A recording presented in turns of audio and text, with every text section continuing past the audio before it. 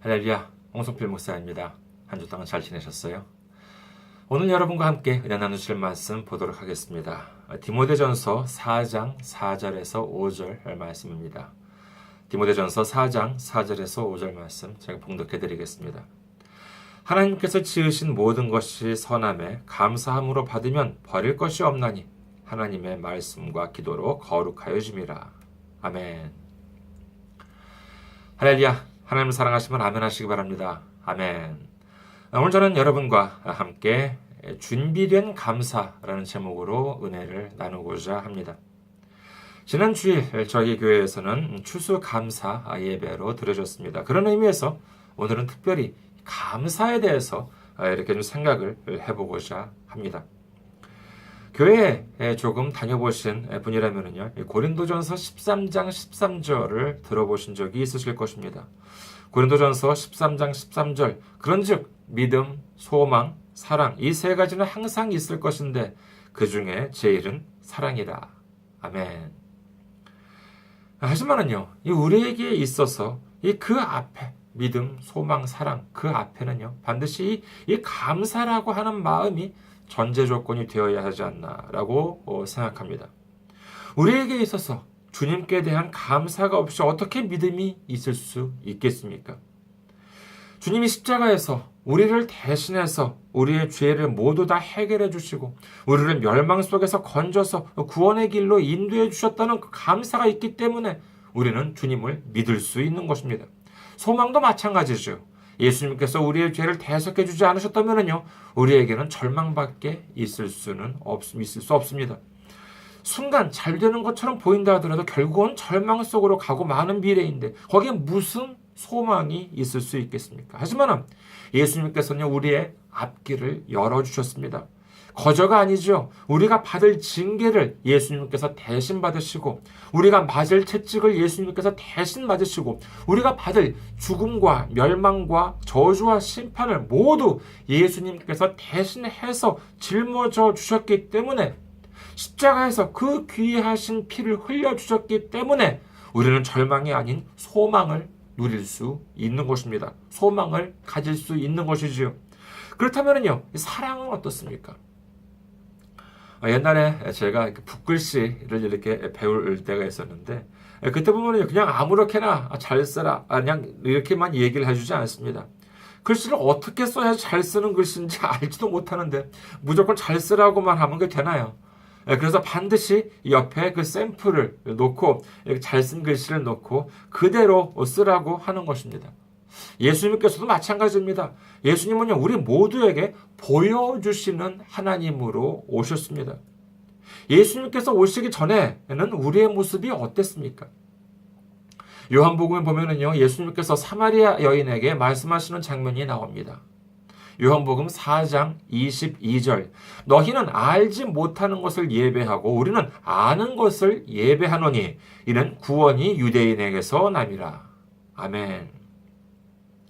지금도 이 세상 사람들, 예수님을 알지 못하는 사람들은요, 무엇을 예배해야 하는지, 무엇을 경배해야 하는지, 무엇을 섬겨야 하는지도 모르면서 사람의 손으로 만든 조각을 만들어 놓고는요, 그것을 신이라고 하면서 거기에 절을 하고 거기에 대고 소원을 빌고 그렇습니다. 하지만 예수님께서는요, 우리에게 보여주시는 하나님으로 오셨습니다. 그리고 그뿐만이 아닙니다. 우리를 심판하는 하나님으로 오신 것이 아니라 우리를 사랑하시는 하나님으로 오셨다는 것입니다. 우리가 하나님을 어떻게 사랑하면 되는지, 그리고 우리가 이웃을 어떻게 사랑하면 되는지, 과거에는 모세를 통해서 율법으로만 말씀해 주셨지만요, 이제 십자가를 통해서 직접 우리에게 보여주신 것입니다. 이제 우리는요, 십자가가 있기 때문에 그 누구도 하나님의 사랑, 예수님의 사랑을 부인할 수 없습니다. 의심할 수 없는 것입니다. 그 십자가를 통해서 정말로 우리에게 보여주신 것이 바로 하나님의 사랑, 예수님의 사랑인 것입니다. 이 사랑에 대해서도 우리가 그냥 그런가 보다라고 지나쳐버린다면요, 이 사랑은 우리와 아무런 상관이 없는 것이 되고 맙니다. 그러면 어떻게 해야지만 되겠습니까? 우리가 이 감사함으로 주님의 사랑을 정말 감사함으로 받아들였을 때 정말 주님께서는 우리 안에서 역사하시게 되는 것이죠.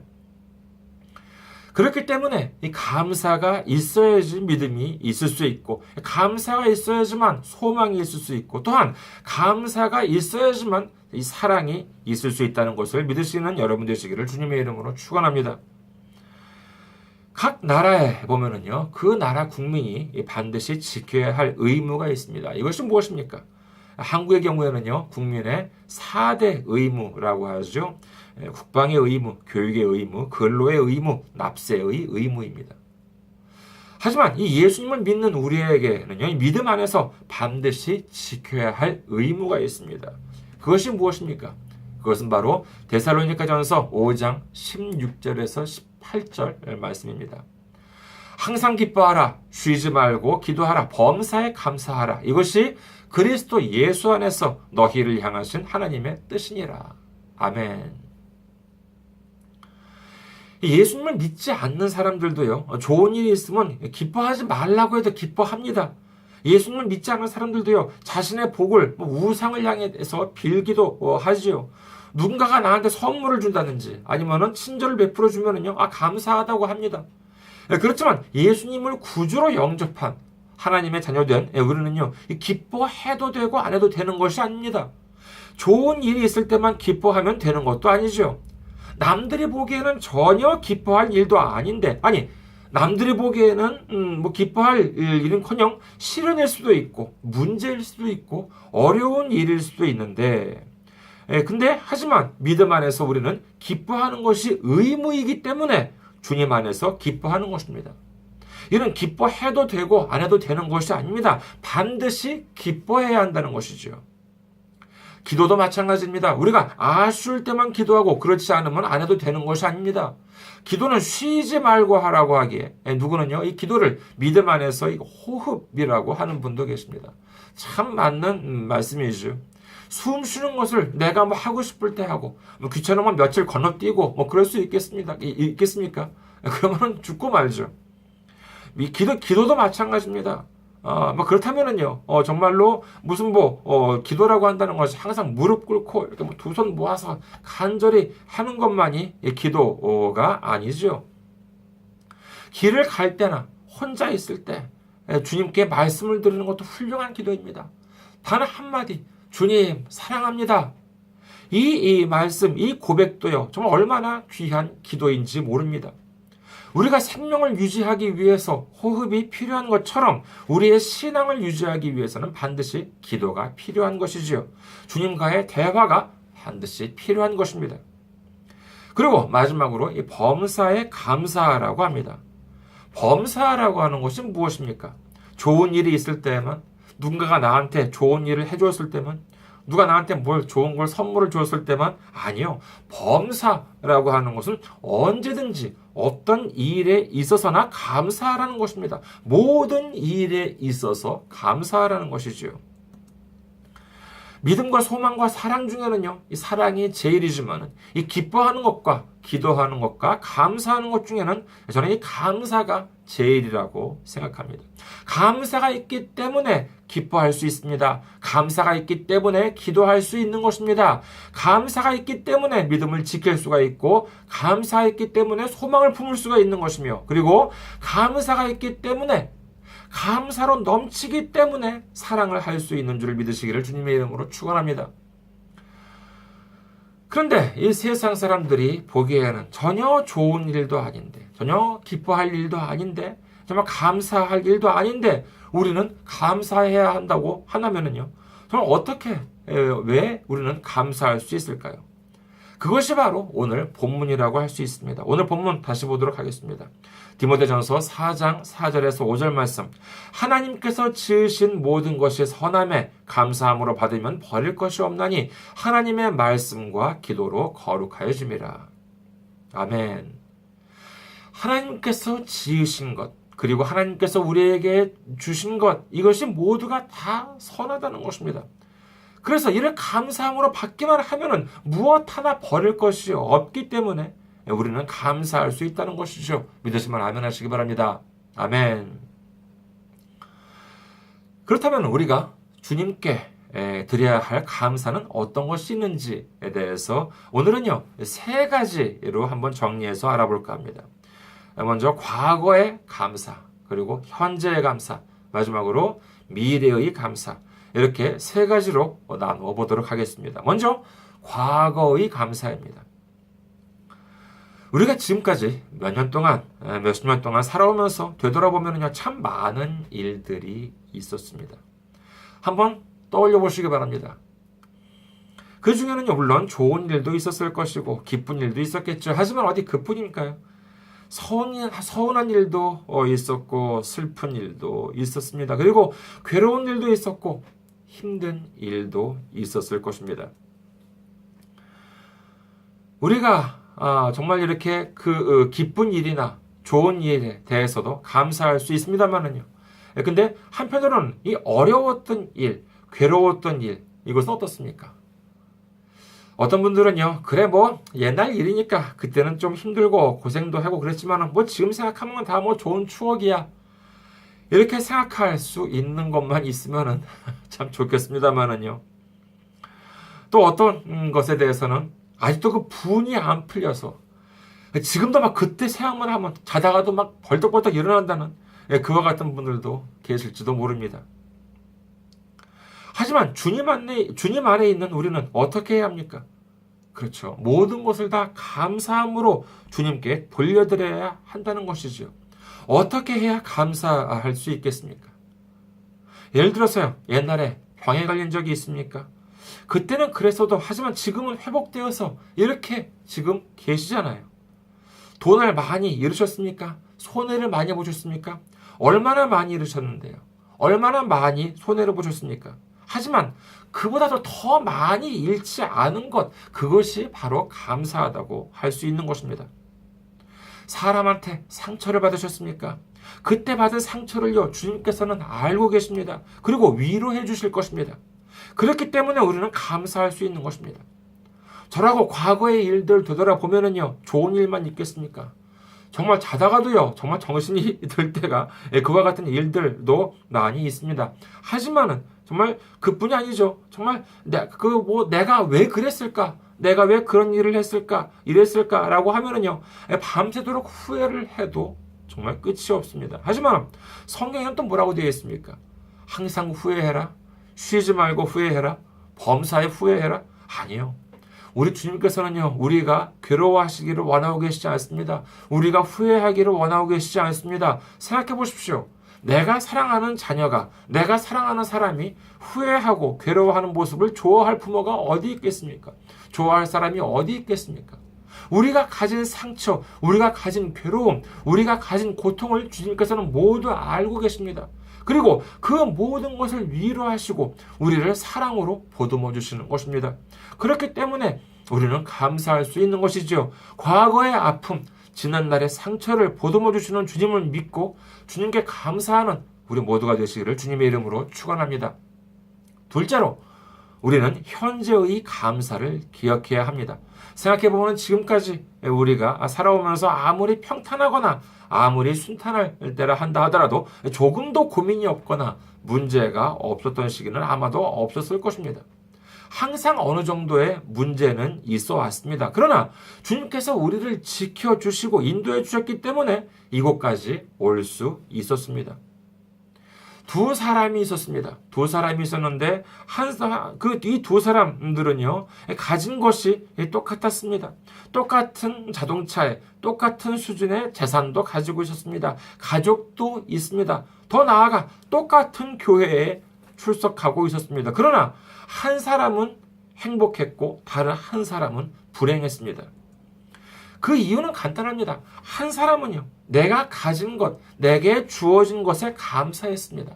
내가 가지고 있는 재산, 내가 가지고 있는 가족, 내가 가지고 있는 건강, 내게 주어진 직장이나 환경에 감사하면서 하나님을 찬양했습니다. 그러니 항상 기쁨이 넘치지요. 그런데 다른 한 사람은 항상 부족했습니다. 이웃이나 옆집을 보고는 부러워합니다. 가족도 맨날 우리 가족은 다 항상 다 못났어 이렇게 생각합니다. 내가 가진 것이 아니라 내게 없는 것만 바라봅니다. 교회에 가면은요 뭐랍니까? 나는 이것도 없고 저것도 없는데 그렇게 되니 당연히 불평 불만이 정말 쌓여갑니다. 그러니 어떻게 거기에 기쁨이 있고 감사가 있겠습니까? 마태복음 6장 31절에서 33절을 봅니다. 마태복음 6장 31절에서 33절. 그러므로 염려하여 이르기를 무엇을 먹을까 무엇을 마실까 무엇을 입을까 하지 말라. 이는 다 이방인들이 구하는 것이라. 너희 하늘 아버지께서 이 모든 것이 너희에게 있어야 할 줄을 아시느니라. 그런즉 너희는 먼저 그의 나라와 그의 의를 구하라. 그리하면 이 모든 것을 너희에게 더하시리라. 여기서 단지 구하지 말라라고 하는 것이 아닙니다. 단순히 무슨 부족한 것을 구하지 말라라고 하는 것이 아니라 염려하지 말라라고 한다는 것입니다. 불만, 걱정을 하지 말라고 하는 것이지요. 너희들에게 그것이 필요하다는 것은 나도 다 알고 있다는 것입니다. 하지만은 그것보다 더 중요한 것이 있는데 그것을 구하라는 것이죠. 그것이 무엇입니까? 바로 그 나라와 의를 구하라는 것입니다. 그 나라와 의를 구한다는 것이 무엇입니까? 먼저 그 나라라고 하는 것이 무엇이죠? 바로 이것은 천국, 우리가 가야 할 곳이지요.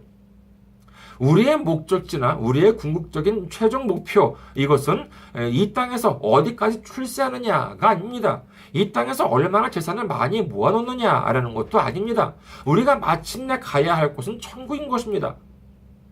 바로 그 천국에 가기를 구하라는 것이지요. 그리고 그 의를 구하라는 것은 천국에 계신 하나님의 뜻을 구하라는 것입니다.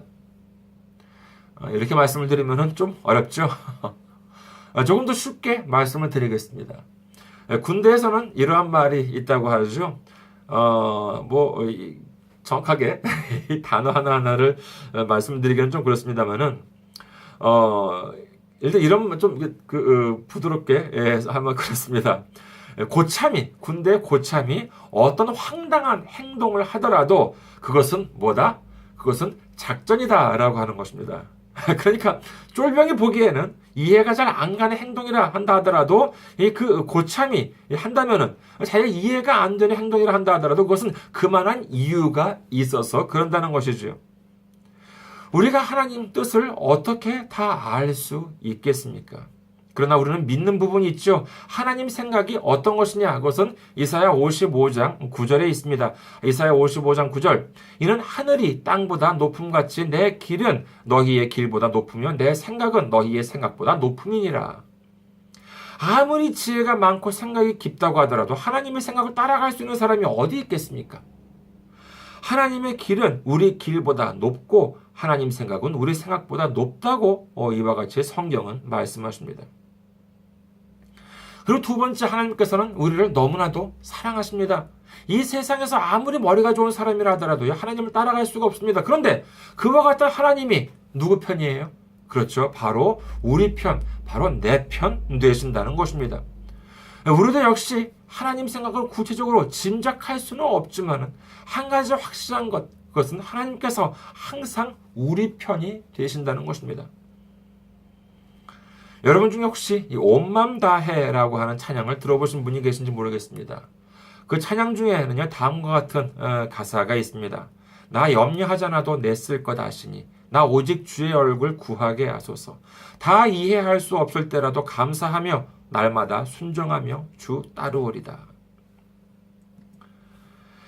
하나님께서 하시는 일을요, 우리가 그때그때 모두 다 이해할 수 없을 때가 적지 않습니다. 때로는 정말 하나님이 살아계신 걸까? 정말 하나님이 나를 사랑하시는 걸까? 이런 의문이 들 때도 있지만 그럼에도 불구하고 하나님의 생각은 우리가 미처 짐작할 수 없을 만큼 깊고도 높다는 것. 그리고 그와 같은 하나님이 우리를 너무나도 사랑하신다는 것을 믿기 때문에 우리는 주님을 신뢰할 수가 있는 것이지요. 이에 대한 확신이 있기 때문에 우리는 감사할 수가 있는 것입니다. 지금 눈앞에는 어떠한 문제가 놓여있을지라 한다 하더라도 우리를 사랑하시고 우리를 인도하시는 하나님께 현재의 감사를 드릴 수 있는 우리 모두가 되시기를 주님의 이름으로 축원합니다. 마지막으로 미래의 감사를 드릴 수 있어야 하겠습니다. 하나님께서 아브라함을 부르셨을 때 혹시 기억하십니까? 창세기 12장 1절에서 4절을 봅니다. 창세기 12장 1절에서 4절 보면은요, 여호와께서 아브라함에게 이르시되 너는 너의 고향과 친척과 아버지의 집을 떠나 내가 네게 보여줄 땅으로 가라. 내가 너로 큰 민족을 이루고 네게 복을 주어 내 이름을 창대하게 하리니 너는 복이 될지라. 너를 축복하는 자에게는 내가 복을 내리고 너를 저주하는 자에게는 내가 저주하리니 땅의 모든 족속이 너로 말미암아 복을 얻을 것이라 하신지라. 이에 아브라함이 이 여호와의 말씀을 따라갔고 롯도 그와 함께 갔으며 아브라함이 하란을 떠날 때 75세였더라. 아브라함이 하나님께서 하시는 이 말씀만을 믿고 무작정 따라 나섭니다. 당시 아브라함의 나이가 75세였습니다. 그런데 이 이삭을 가졌을 때를 간절하게 바랐던 이삭을 가졌을 때의 나이가 몇 살이에요? 100세입니다. 그러니까 벌써 몇 년이에요? 25년이었습니다. 아브라함은 무려 25년 동안을 기다렸습니다. 그런데 그동안 아브라함은 하나님께 불평을 하나요? 아니요. 아브라함은 하나님께 불평을 말하지 않습니다. 불만도 말하지 않습니다. 그냥 말씀에 순종하면서 하루하루 살아갑니다. 그러니 하나님의 축복을 받을 만하죠. 정말 이런 모습을 보면은요, 과연 정말 믿음의 조상다운 모습이라고 할 수 있습니다. 그런데 이에 반해 이 출애굽 당시 이 모세를 따라 나선 이 이스라엘 민족들은 어떻습니까? 하루가 멀다 하고 그 입에서 불평 불만이 떠나질 않습니다. 바로 이것이 이 축복받는 사람과 축복받지 못하는 사람의 차이라고 할 수 있겠지요. 과거에 대한 감사와 현재에 대한 감사를 알게 된 우리는요, 이제 미래에 대한 감사도 가져야 할 것입니다. 미래에 대한 감사가 무엇이겠습니까? 아직 어떤 일이 일어나지는 않았습니다만 언제든지 어떤 일이 일어난다든지 감사할 준비를 갖춘 사람의 모습이라고 할 수 있을 것입니다. 우리가 인생을 살아가면서 가장 기쁜 일이라고 한다 그러면 그것은 바로 하나님으로부터 쓰임을 받는 것이다 라고 할 수 있겠지요. 그런데 이런 준비가 안 되어 있다면, 미래에 대한 감사를 드릴 준비가 안 되어 있다면 하나님께서 우리를 쓰시려고 하실 때 아이고 얘를 또 괜히 썼다가 좌절하면 어쩌나, 절망하면 어쩌나, 믿음이 약해지면 어쩌나, 얼마나 걱정이 많으시겠습니까? 하지만 이렇게 마음의 준비가 되어 있는 사람, 언제 어떤 일이 일어난다든지 하나님을 찬양하고 하나님께 감사드릴 준비가 되어 있는 사람은요, 하나님께서 안심하고 쓰실 수가 있는 것입니다. 우리 삶 속에서 정말 이처럼 하나님의 손때, 예수님의 손때가 많이 묻은 삶이라고 한다는 것이 이거 얼마나 은혜가 넘치는 삶이겠습니까? 그러기 위해서는요, 주님에 대한 감사의 마음으로 충만한 우리 모두가 되셔야 하겠습니다. 오늘 본문 말씀처럼 하나님께서 지으신 모든 것이 선하기에 감사함으로 받으면 버릴 것이 없고 모든 것이 감사한 일이라고 한다는 것이지요. 과거에서 현재까지 인도해 주신 하나님에 대한 넘치는 감사와 그리고 항상 준비된 감사를 가지고 미래에 있어서도 우리에게 주시는 모든 일을 감사함으로 받음으로 말미암아 주님께 찬송과 영광을 돌리는 삶을 살아가는 우리 모두가 되시기를 주님의 이름으로 축원합니다. 감사합니다. 한 주 동안 승리하시고 건강한 모습으로 다음 주에 뵙겠습니다.